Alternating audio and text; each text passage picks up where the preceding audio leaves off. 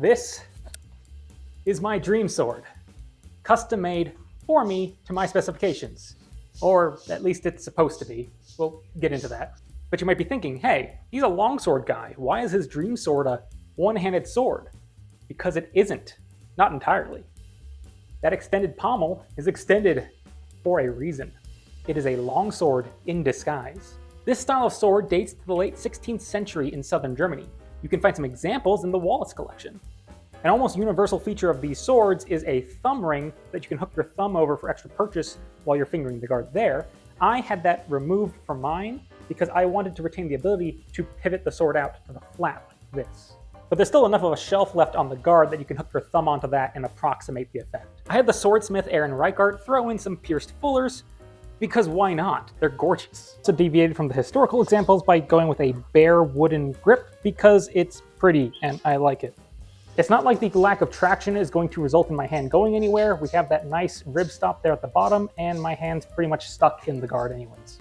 And because this style of sword is the jack of all trades, I had him make a matched parrying dagger that you could fight sword and dagger. But this is where we get into the snag about this not quite being my dream sword. Somewhere along the line, the message got lost about this being a real hand and a half situation, and this just became a full-on two-handed sword.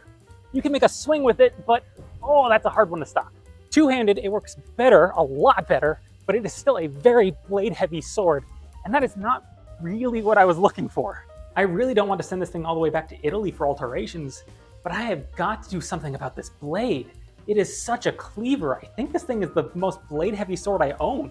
For comparison, two-handed handle, but a blade that is far more responsive in one hand. And yes, I tacked on a lot of weight by having that half basket added on, but that's not where I'm having the issue, right? It's in the weight of the blade, and this thing just drags down.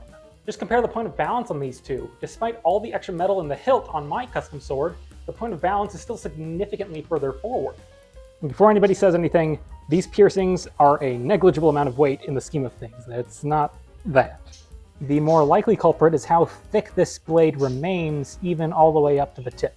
So hopefully I can work something out and turn this into the sword I always dreamt it of being. I love it otherwise.